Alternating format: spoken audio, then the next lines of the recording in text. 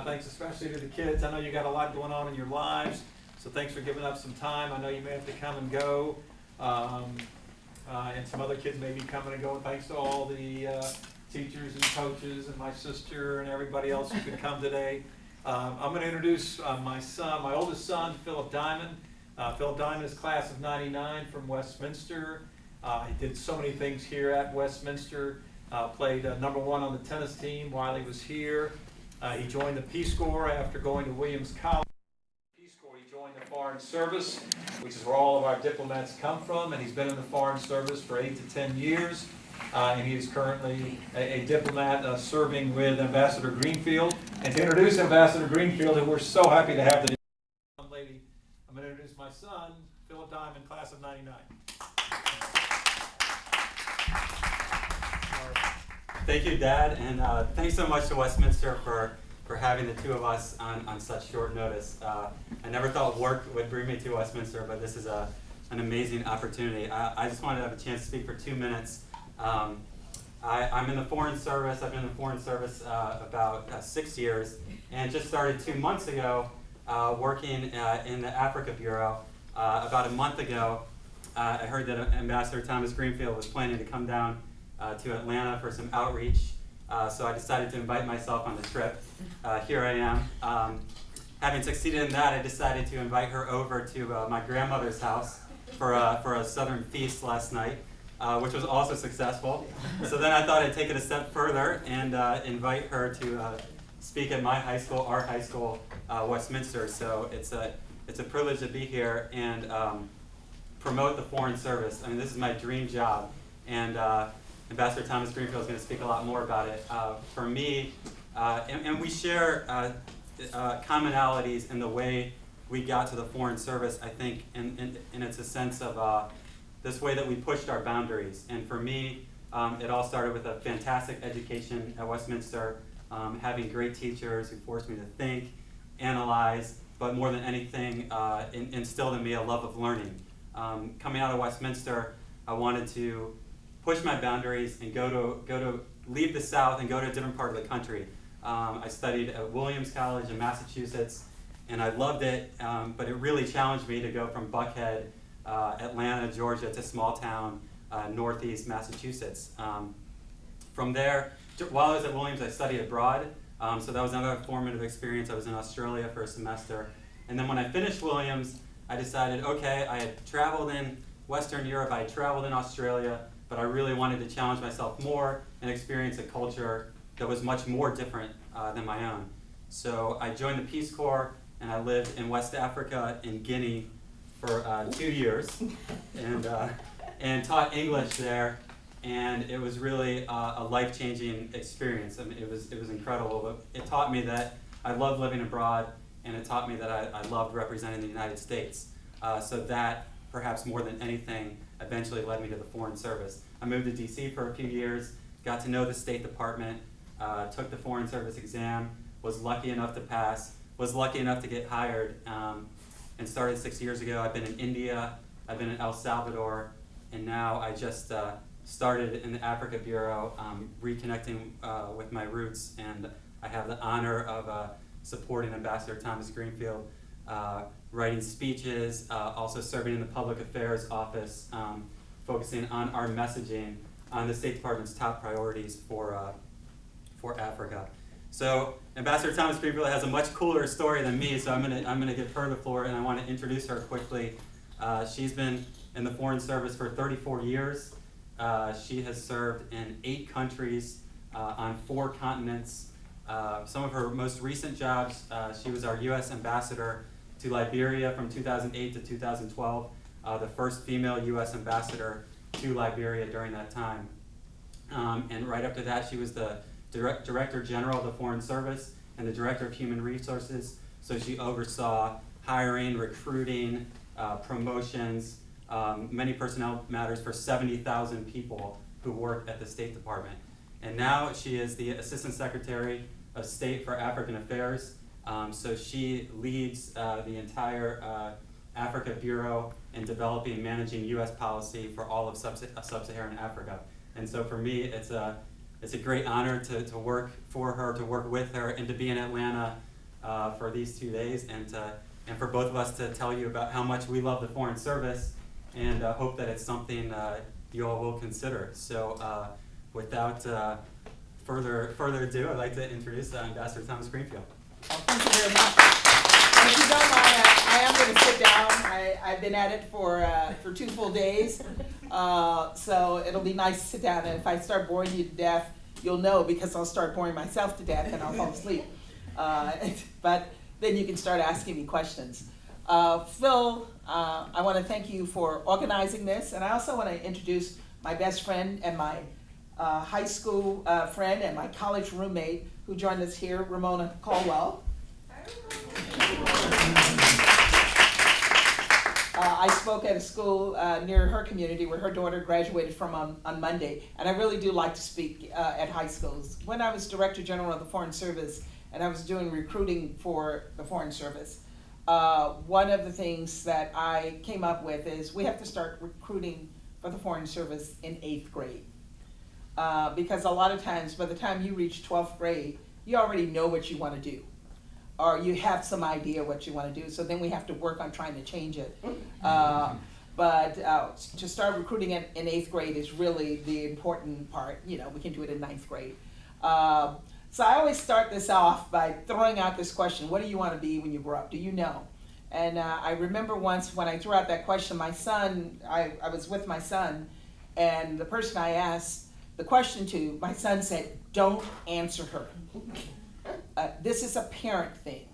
They think you should know what you want to be when you're 16 years old and when you're 17 years old. You don't have to know what you want to be when you're 16 or 17 years old. So don't answer her, because whatever answer you give her, she's going to tell your parents, and then your parents are going to be harassing you.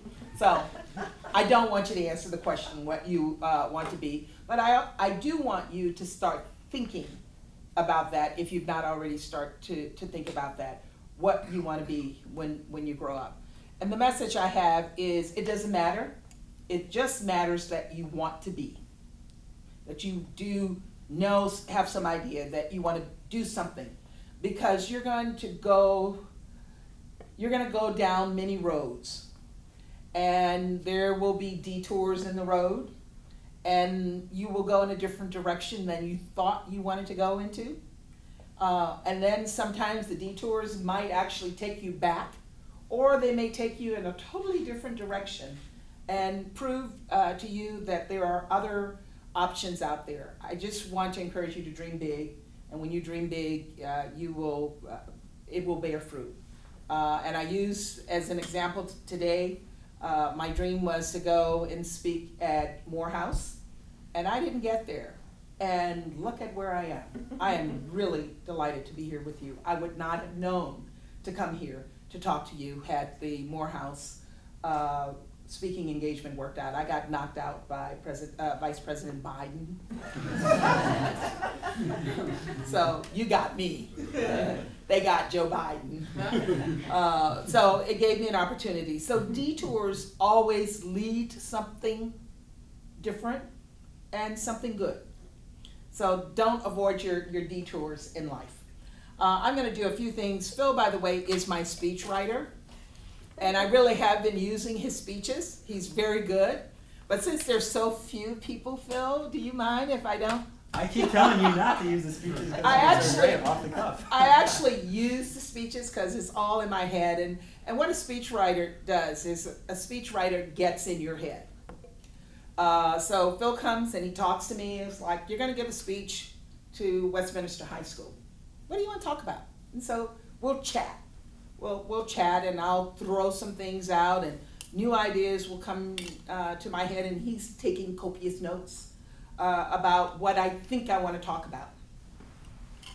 And then he'll do the speech, and lots of people put their hands in the speech because we have something called a clearance process, and 50,000 people, I don't have the clearance page on here. Bureaucracy at its finest.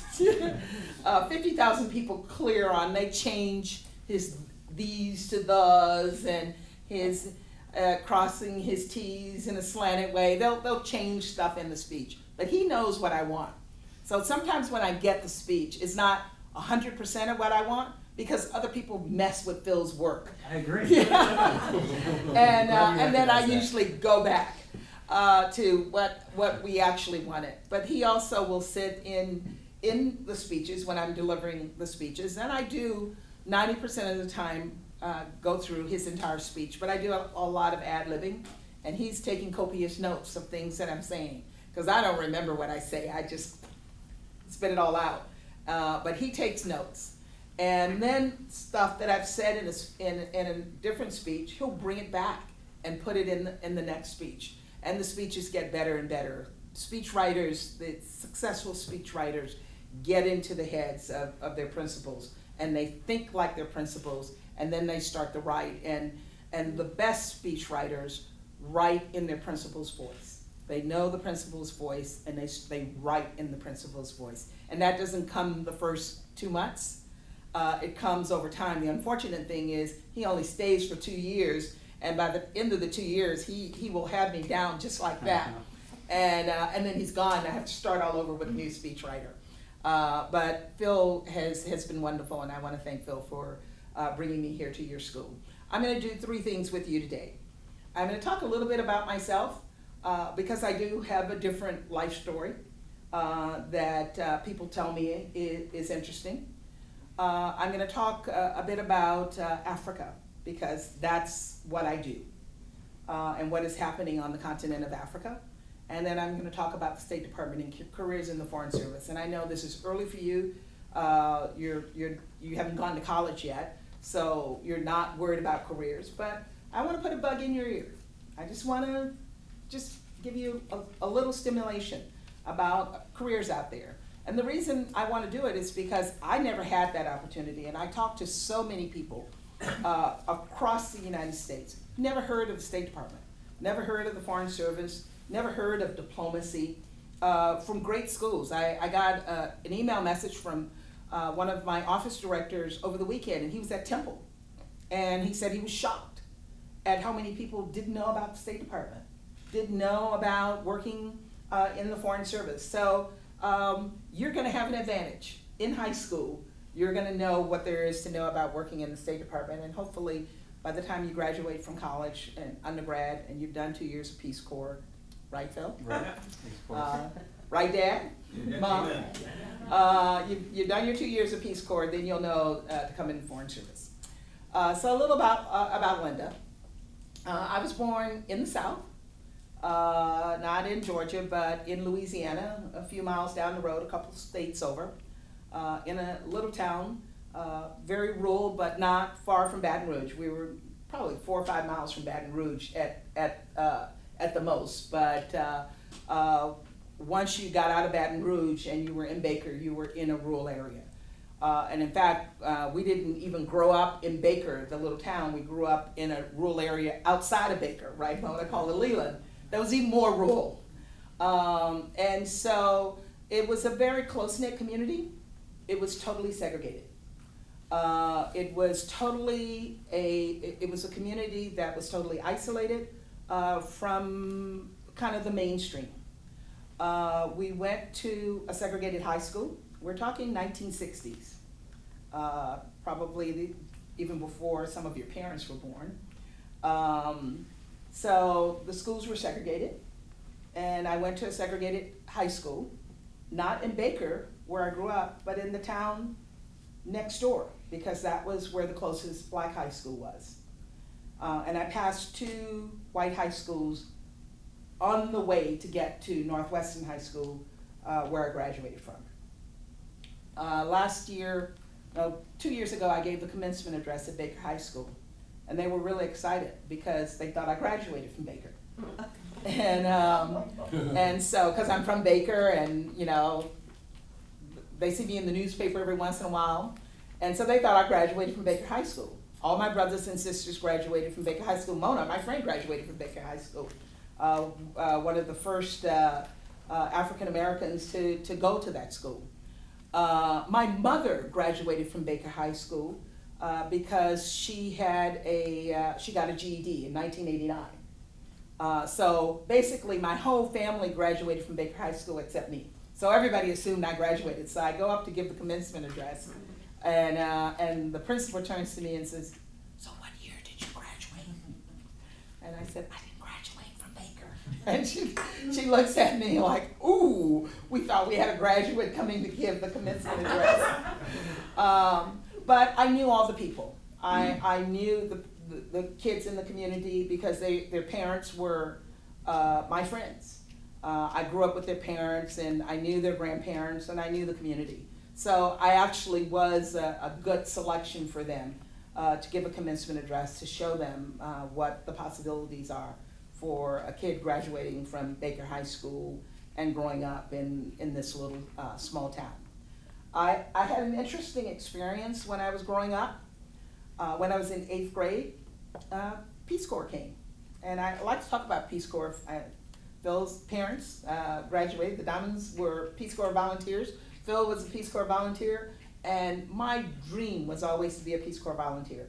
So I do more recruitment for Peace Corps than I do for the State Department. And the current head of Peace Corps is a very good friend of mine. So she likes the fact that I do recruit for Peace Corps because I think it's an amazing experience. So Peace Corps came to our little community. They brought Peace Corps volunteers who came from all over the United States who were coming there to train to go to their Peace Corps sites in Somalia and Swaziland. But the great part of what they did is they brought their African teachers to this little town. They brought teachers from Somalia and from Swaziland to our little town. And they engaged us. They galvanized the community against racism. They integrated a couple of the facilities because, believe it or not, in that period, mid-60s, there were still 4 colored only, 4 white only signs all over Baker, all over this little town of Baker. And here were these Peace Corps volunteers, black and white, Africans, coming to the town. They needed to go someplace to wash their clothes because they were living on a college campus. And the only washateria in town, and you guys may not even know what a washateria is. I don't think my kids know what a washateria is.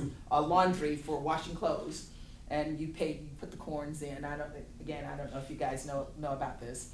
The only one in town, because back in those days, everybody didn't have a washing machine in their homes. The only washateria had a sign for whites only. And blacks would go to the next town over to use the washateria. And so Peace Corps decided they were going to break the color bar. And they did it. They marched in front of this place, and they brought down the for white only sign. So they really inspired me. They inspired me to think outside of the box a little bit more.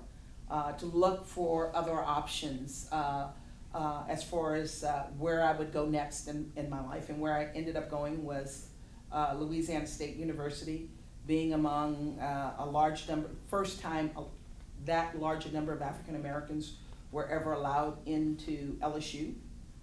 It was not a nice experience. I gave the commencement address at LSU in 2012, and I did graduate from LSU, and I told them it wasn't a nice experience. That it wasn't fun.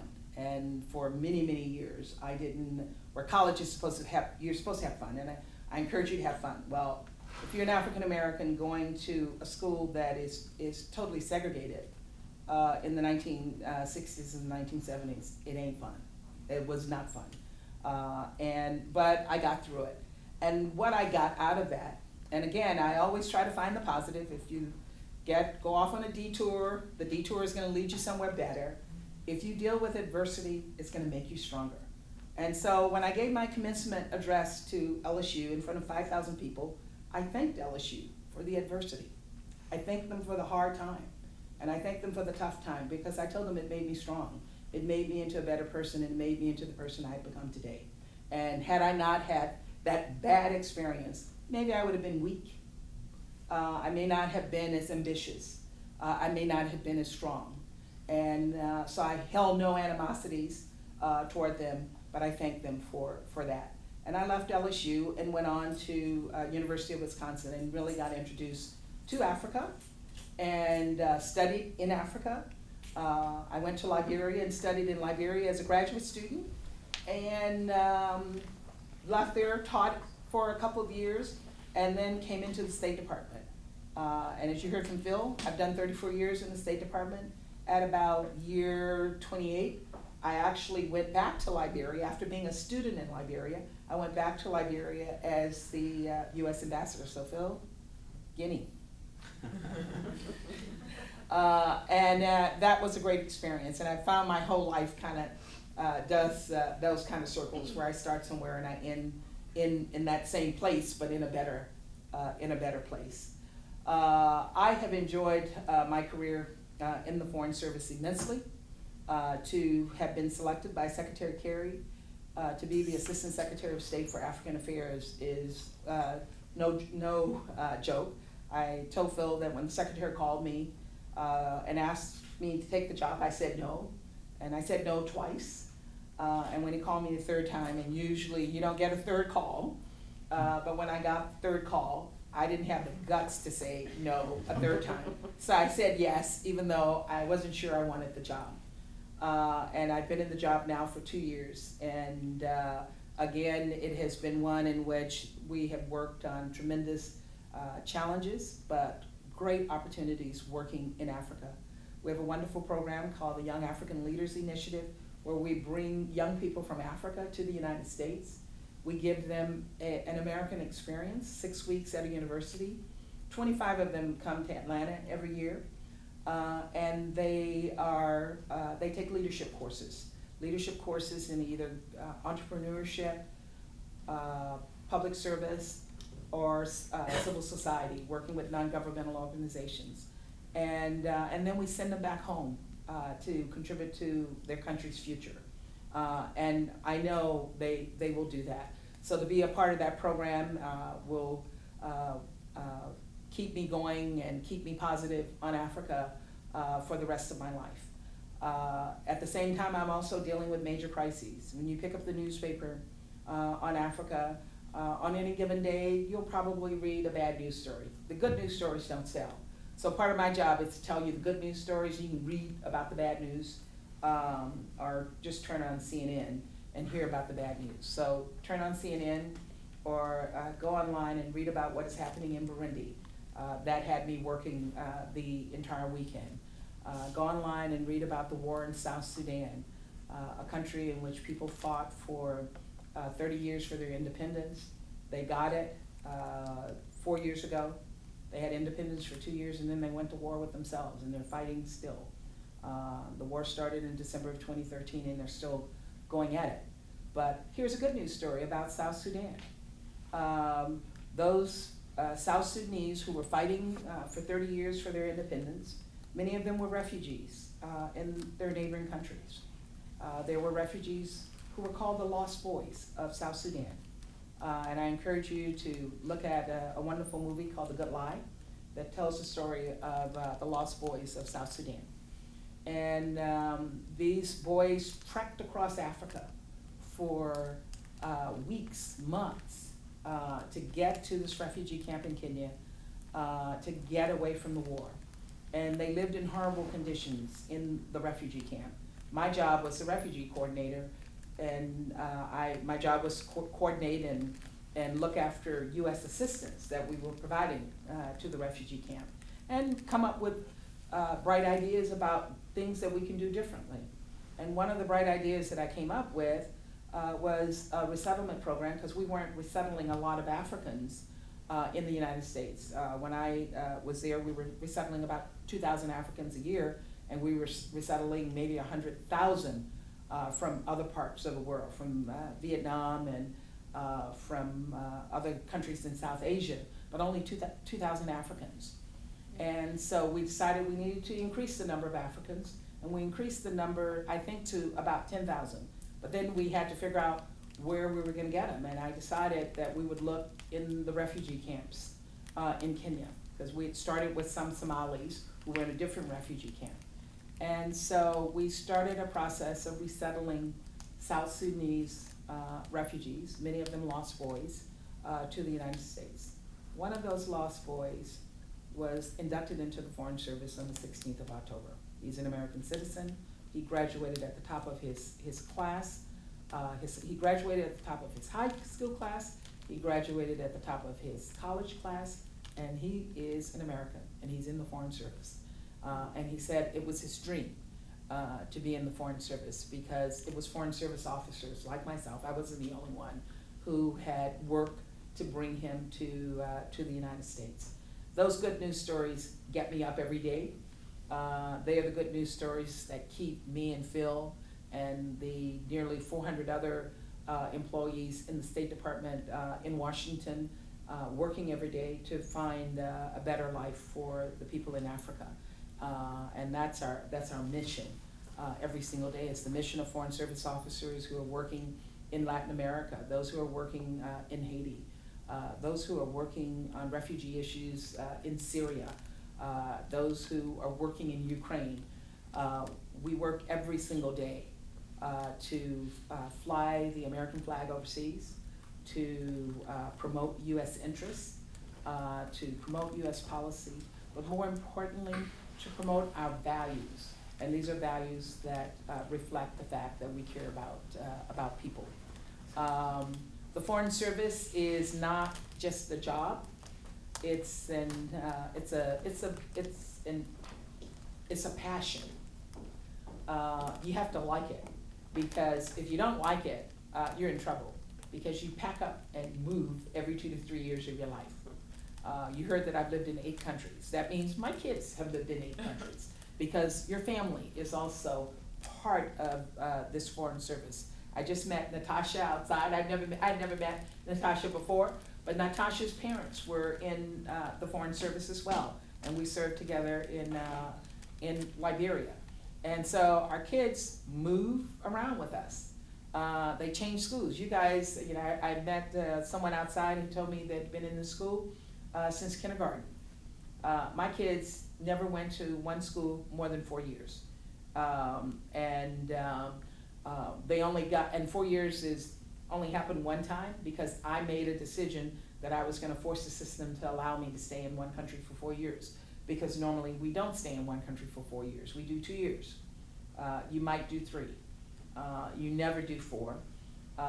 And at some point you might come back to the United States. So one of the biggest stressors of life is packing up, moving, and for a kid, not leaving your friends. Imagine that. Not going to the same high school, not having the same friend, such as Mona and I. We've been friends for 60 years. Now, I think, when did you move to our community? You must have been about 3 or 4. Yeah. You were a little bit older. You were born. Mm-hmm, I was about 4. Yeah. So, but imagine having the same friend for 60 years. My kids won't ever have the same friends for 60 years because they're both nearly 30, and so they have moved and changed schools most of their lives. My daughter graduated from high school in Geneva, a school called College de Limon, and my son went to College de Limon until he was in 11th grade, and then moved to a high school in Falls Church, Virginia, for his 12th grade year. And one bit of advice I always give to parents: don't move your kid their 12th grade year. That's not nice, and it took him a long time to get over it and forgive me for it. But again, this is an amazing job. You learn languages. We teach you languages. We hope you come in with languages because you've gone to Peace Corps and you've learned your language in Peace Corps. But if you don't go to Peace Corps and come with a language, then we'll teach you a different language. We'll teach you 2 or 3 or 4 languages. There are people in the Foreign Service. I interviewed someone for a job last week, and he spoke Croatian, he spoke Chinese, he spoke Arabic, he spoke French and Spanish, 5 languages. And he was fluent in all 5 of them. I don't know how you do that kind of stuff in your head. But we'll teach you as many languages as you need to do your job if you are going to a country that has requirements for language. And then you will get the opportunity to know new cultures, different people, and make friends with people all over the world. I have friends in Pakistan, I have friends in Kenya, I have friends in Jamaica from my first assignment in 1982.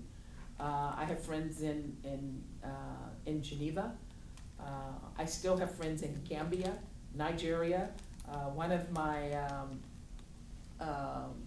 closest friends, because you start to meet people and they move up in the diplomatic services of their country, and so they become ambassadors somewhere, and you hope that maybe sometime you'll connect. So I have friends who become ambassadors in their country's diplomatic service, and are kind of doing the same kind of work. You meet diplomats from other countries. When I was in Liberia, my closest colleague was the Chinese ambassador. Everybody would say, oh, you're competing with the Chinese, and the Chinese are awful, and we're not friends. And the person I hung out with all the time was the Chinese ambassador. We had something in common. And so you don't get to do that in other jobs across the United States. It's not to diminish those jobs, it's just that being in the Foreign Service is really something that will change your life and change the lives of your family, because your family members will also want to come and visit you wherever you are. My daughter's in the Foreign Service. She was in Peru, and I was really excited to go and visit her in Peru. I would never have gone to Peru except for the fact that she was in the Foreign Service. She also served in the Democratic Republic of Congo, and I actually visited her in the Democratic Republic of Congo. When I was I had actually become the assistant secretary, so I was ready for her to get out of my region. You don't want your kid working for you. And she was leaving that summer, but I got a chance to visit her when I first started in the job. And I realized that the Foreign Service must not have been bad for her as a family member, because she joined the Foreign Service after that. So I will end there. I see some people leaving the room, so that means some of the others of you probably have to go. But I would love to hear some of your questions, answer some of your questions. Phil might be better to answer some of your questions. He's closer to your age than I am. But I was your age at some point, so I may be able to answer those questions as well. Thank you for giving me your attention.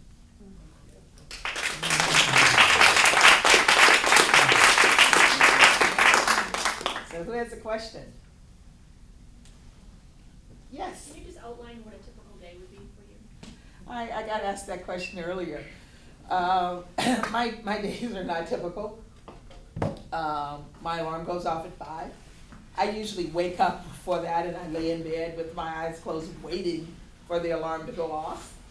Every once in a while when I'm waiting for the alarm to go off and it doesn't go off because I've set it to go off on Monday through Friday, and it's a Saturday and I'm laying there and I still wake up. But my alarm goes off at 5 on my BlackBerry, which is it's attached to my hand most of the time. And I pick it up and I log on in the dark because I don't want to wake up my husband. And I read emails. And I'm getting emails from across Africa and across the world. And the first thing I look for, unfortunately, is the bad news. And generally, it's there. The news about Boko Haram kidnapping nearly 300 girls and taking them into the bush over a year ago, and we have never seen those girls again. The news about Al-Shabaab attacking a UN convoy, bomb going off in Kenya in a market, as it did. And my first request, I get those emails and I'm forwarding, so I see the email that comes from Kenya that there was a bomb attack in a mall, and I forward that email to the ambassador saying, please tell me no Americans were killed. And it doesn't mean other people's lives aren't important, but I do worry about the lives of the people who are working for us. So that's my biggest worry and challenge, that one of my people will be killed overseas. But I also read good news stories, and I send those good news stories to people as well. This morning I saw that President Buhari of Nigeria was going to swear in his cabinet, and we've been waiting for a while for him to swear in his cabinet. And I forwarded to the ambassador saying, did he do it, and who's there? So I do that for about 30 minutes in the morning. Occasionally it doesn't take me 30 minutes, but usually about 30 minutes in the morning I lay in bed and do those emails, and then I quietly get up at 5:30, try not to wake up my husband, and close myself in the bathroom and get dressed and sneak through the bedroom in an attempt not to wake him up before he's ready to get up. And usually I'm pretty much dressed by about 6 o'clock. And if I have to make phone calls, I make phone calls at 6 in the morning. So this morning, for example, there was a request for me to talk to the foreign minister of what country? Congo, Republic of Congo. And so I'd seen the message that they might put the call through at 6 o'clock in the morning. So I was rushing to make sure that I was dressed, so I was ready if that phone call came through at 6. It didn't, fortunately. But my staff knows that I will take phone calls at 6. So, and they'll let me know in advance. Usually they don't just come in. I know in advance that I'm getting phone calls from 6 to 6:30, and they'll book the calls. We have an operations center that will book the calls for me. I usually have breakfast at 6:30. I'm very ritualistic about breakfast. I have the same thing every morning, Monday through Friday, oatmeal and maybe some fruit and a lot of coffee. And then I walk out of my house at 7 o'clock on the dot to get in my car to go into work, and I'm usually in my office by about 7:15, 7:20. And I spend that period, 20 minutes or so, just reading to see if anything else has come in. My office assistant is always there. I don't know what time she gets in the office. If I get there at 7, she's there. I think she sleeps there. She's told me she doesn't sleep there, but she's always there when I get there because she has to open my door. I have an office that's called a skiff, and that means it's a classified office. So it has a dial lock, and only a few people know how to open the door. She knows how, and one of the staff assistants and I know how to open the door. So she goes in and it's alarmed. So she goes in and opens the door and takes off the alarm so that I can then get into my office when I come in. 7:45, I have a briefing. We have some office called the Intelligence and Research Bureau, and they do all kinds of analysis, and they bring me documents at 7:45 in the morning. And I get briefed from about 7:45 to 8:15 on anything that's happening in the world. Good things and bad, usually very highly classified. And then at 8:30, 3 days a week, I have a staff meeting. At 9:15, 2 days a week, the secretary has a staff meeting of all of his staff. And so I do all of those meetings. And then it's just meetings all day, it's phone calls. I try every single day to build in 2 hours of reading, 1 hour in the morning and 1 hour after lunch. So I can read all the memos that people are preparing, memos that they're preparing for me, but also memos for me to sign to send to Secretary Kerry. Because if I don't read them during that read time, they become what's popularly known as blue tags, meaning they're really late. And so then I end up staying in the office late at night to make sure I don't leave any blue tags that have not been done. I occasionally get lunch. I try to take my lunch to work every day, so I multitask and kind of eat my lunch while I'm having meetings. I think I had lunch one day when you guys were in the office doing the speech thing. Sometimes I get to go out, but other times I just bring my collard greens, you can tell Grandma, and my cornbread and red beans in the office because I like to cook and I like my own cooking. So sometimes I'll cook on the weekends and I'll bring a dish to the office, microwave it, and I sit at the desk and I have meetings while I'm eating my lunch. I go to a lot of meetings at the White House, more than I would like to go, and that messes up my whole day because I have to get in the car and go to the White House and then come back. So I hate those meetings. And I usually try to leave the office every night at 6:30. That's my drop dead time for leaving the office. There are times when there are emergencies that might keep me in the office until 2 in the morning. The war in South Sudan, on Christmas Eve, we were in the office at 2 in the morning. I was on a conference call and I fell asleep on the conference call at 2 o'clock in the morning. But most days I leave the office at exactly 6:30. 2 days of the week, Tuesday and Thursdays, I go to the gym to work out with a trainer. It's my way of releasing all of the energy and stress that piles up during the day. And the other days, I like to cook, and sometimes I'll just go home. My husband usually cooks during the week, but if he's traveling, I'll cook for myself, or I'll just go home, and I take work home with me every night. I go to sleep with my BlackBerry in bed, and I always know when I go to sleep with the BlackBerry in bed because it's not laying next to me, so when the alarm goes off, it's on my husband's side of the bed, so it really wakes him up because he's gotten in bed to find the BlackBerry there, and he'll put it on his side of the bed instead of my side of the bed. But it's a long day. There's no downtime. You're constantly being called and sought for information. Now, that probably doesn't encourage you all to be in the Foreign Service.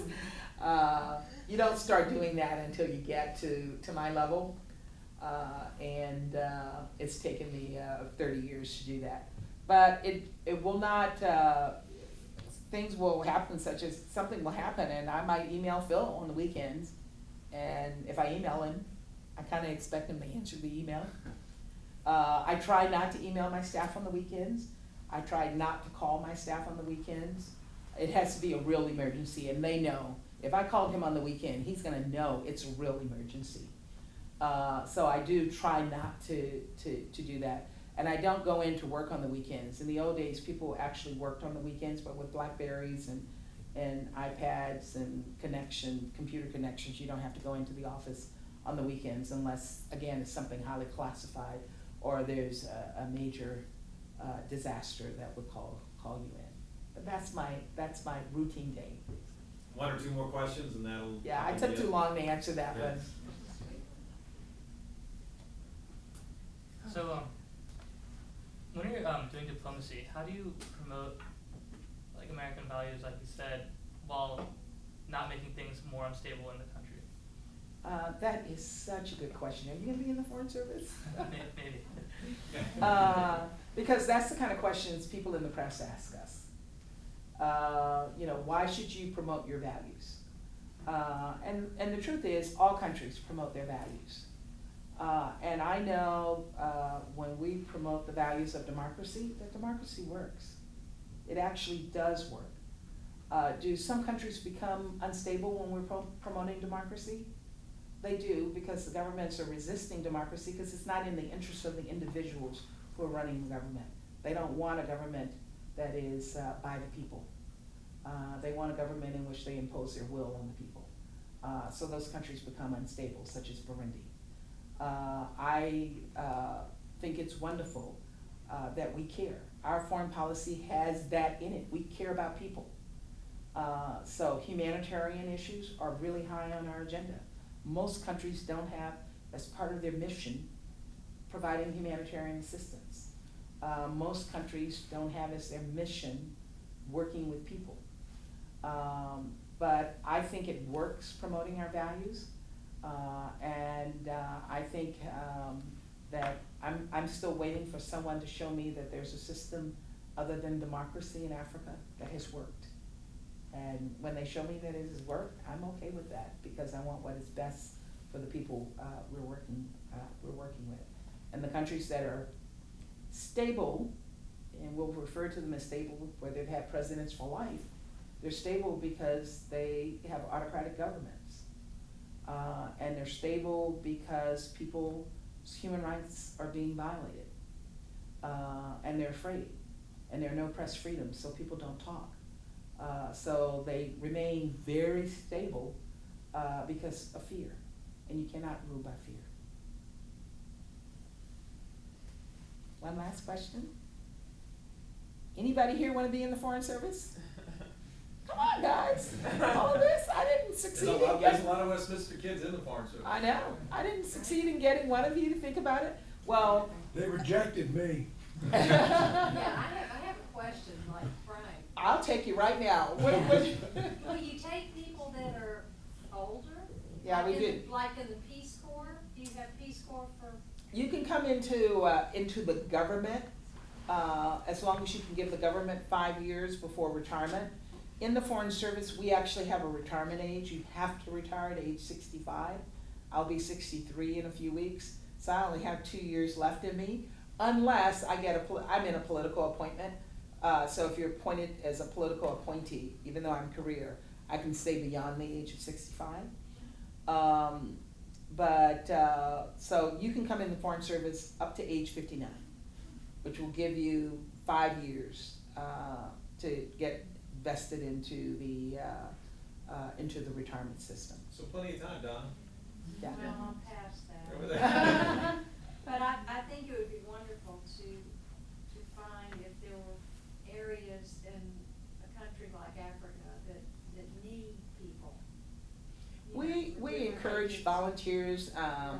not just Peace Corps volunteers, but there is something called the Volunteer Executive Service that take older people with experience to go and work in government ministries.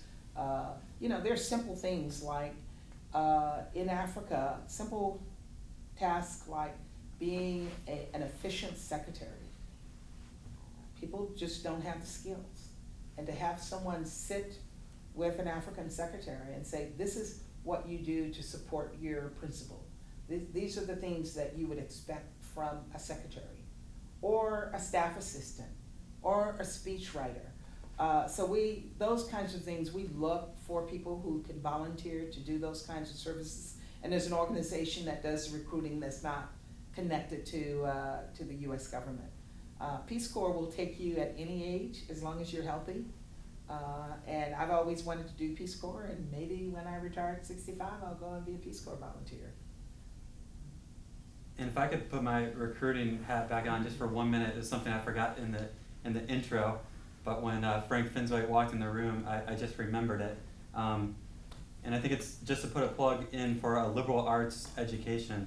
And it was interesting, somebody asked the ambassador yesterday, what subject do you think is the best subject to major in as preparation for the Foreign Service? And she said English, because of the writing skills that you get out of that course. And analysis And the analysis and the creative thinking, so that Yeah. was one great thing that I got from Mr. Finsway. And when you think about the Foreign Service exam, they kind of test everything under the sun, and so I was unsure what to major in college, and I ended up majoring in psychology, but I studied all different sorts of things, and I think that really helped me, and I think it was great preparation for the Foreign Service. So if it is something you are thinking about, then I think a liberal arts education is fantastic. Yeah. Good. You sure you don't want to be in the Foreign Service again? Get a political appointment. Can I ask you a quick question? Yeah. So there are a couple students in this room who are part of an exchange program with a high school in Kenya, in Nyeri, Kenya.